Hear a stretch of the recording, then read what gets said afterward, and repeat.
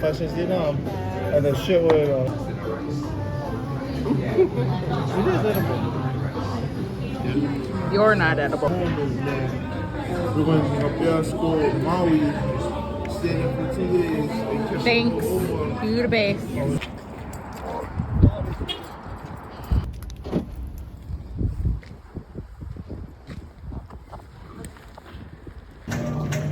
We are walking around Winkle.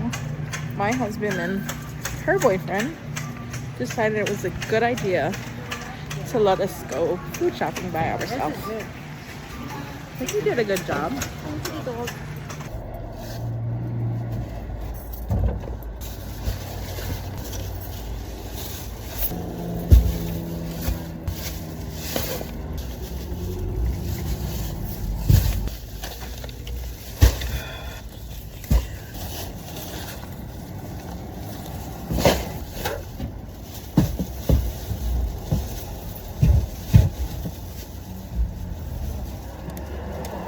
Joe, what is your man doing in Target? Is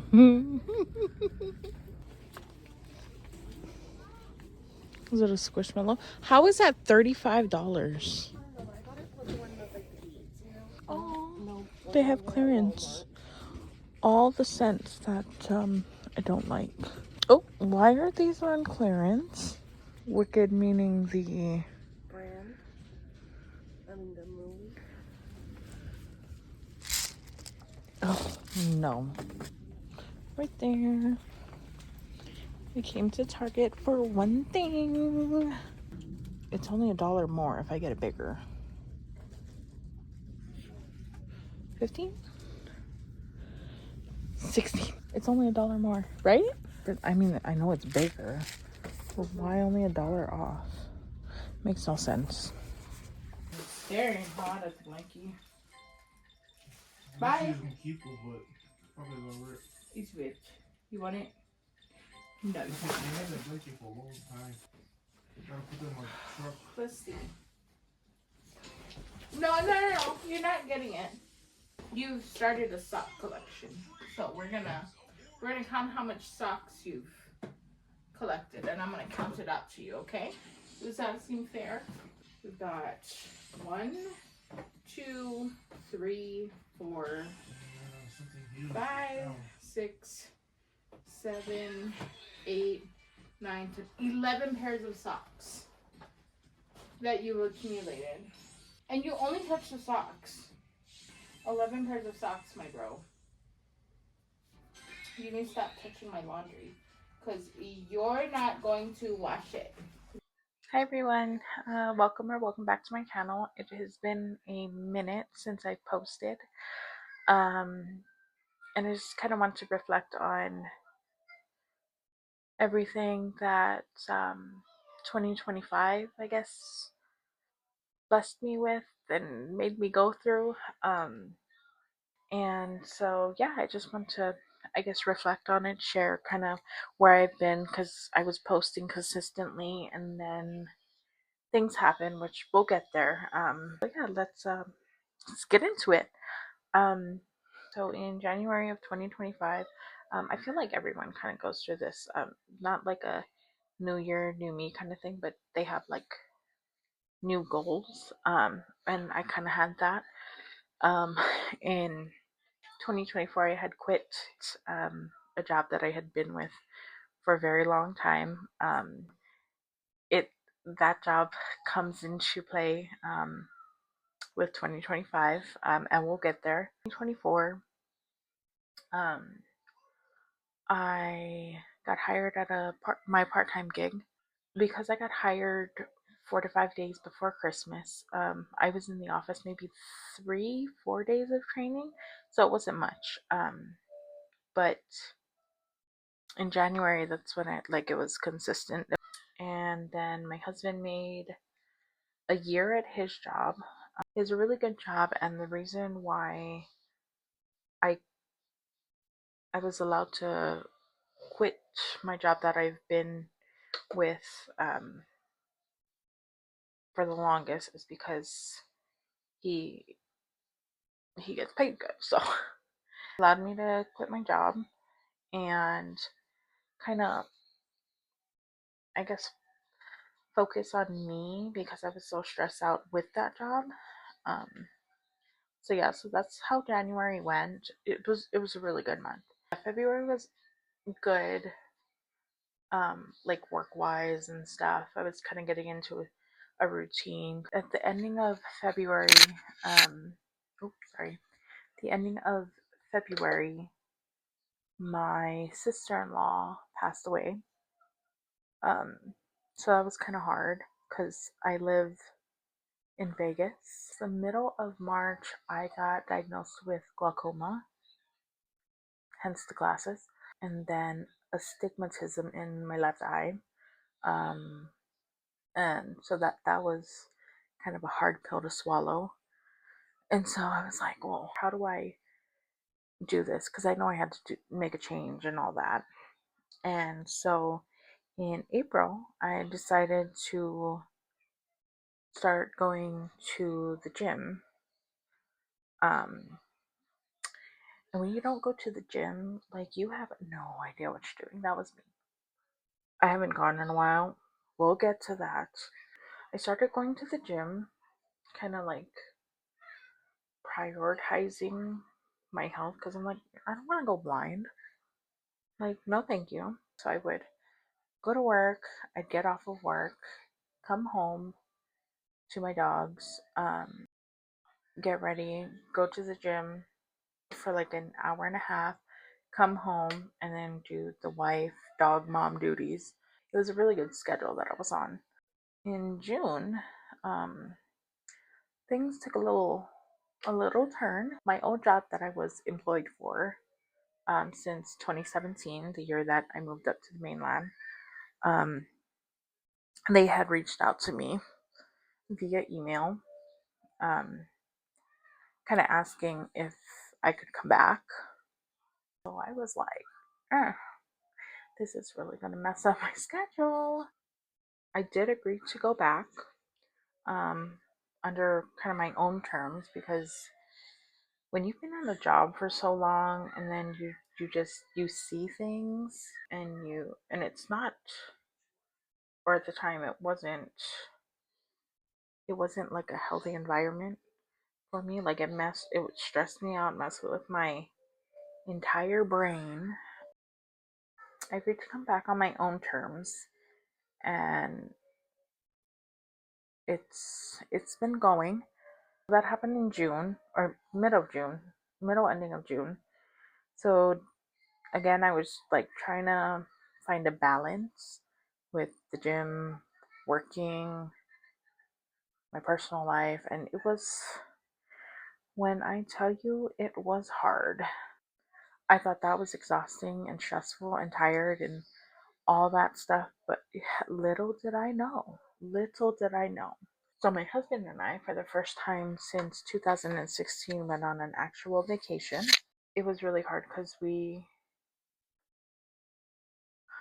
have 3 dogs, and I'm gonna say this because you'll understand at the end why I will always say we have 3 dogs. So anyway, we went on vacation. We had so much fun. This was at the ending of September, beginning of October.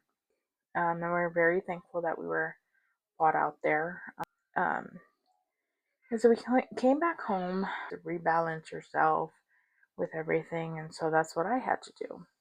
I don't want to go into specific details with this video. Um, I may or may not do another video on what happened. So from mid-October, when we came back, to mid-November, we noticed that our eldest dog, her name's Honey, our eldest dog, she was acting like really, really off. And her favorite thing to do was sleep. So it wasn't like out of the ordinary. Um, we did notice that she was going out to use a restroom in the middle of the night, and that's something she never does. So it got weird because she goes crazy for dentist sticks. It's a dental chew for dogs. And there was one night that she was just like, nope, I don't want it. Didn't want to eat it. So we ended up taking her to the vet. I'm sorry, I'm going to try and get through this without crying. After we took her to the vet, they ran tests. They wouldn't have the test results back until the day after. So I said, okay, I think this was like November 21st. So November 22nd, I got the call in the morning that she was diagnosed with diabetes. So I freaked out. And so that, again, I don't want to really go into details because I'm going to start crying. And so I had really stopped doing like posting YouTube or like any of that. I was just trying to focus on my dog. Um, yeah, so it was like she was good 1 week, off the second week, good 1 week, off the next week. So it was crazy. She got hospitalized twice. Christmas Eve is when she went downhill again. But this time I didn't want to panic because I panicked the last time and it was all the same symptoms. I'm like, okay, I'm gonna try this again, but this time not panic. I'm gonna like, do things that our vet said to do.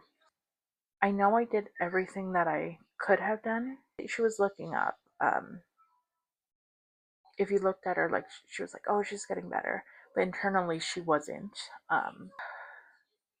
Took her back to the vet, and from what her vet said, I did everything right. I did what I could do.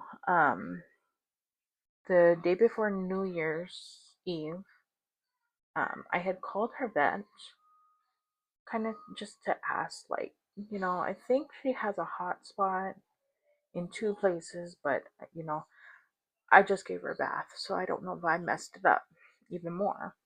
So she's like, oh, just bring her in and we'll evaluate her. I had a conversation with her vet the day before that. And I was like, oh, yeah, no, she's doing good because she looked like she was doing good. Internally, she wasn't, and we had no idea. But so I brought her in. I'm sorry, I'm trying to spit it out without crying. I took her in to get her hotspot checked out, and it wasn't a hotspot. It was really bad skin infection. And then her vet said, she doesn't look right.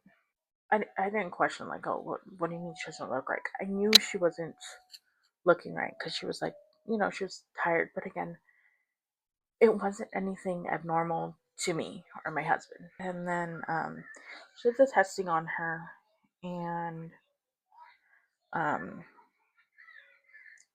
ultimately we had to let her go. I don't want to use the term put her down, but we had to let her rest, um, just because she looked okay and she was being strong on the outside, but internally she wasn't.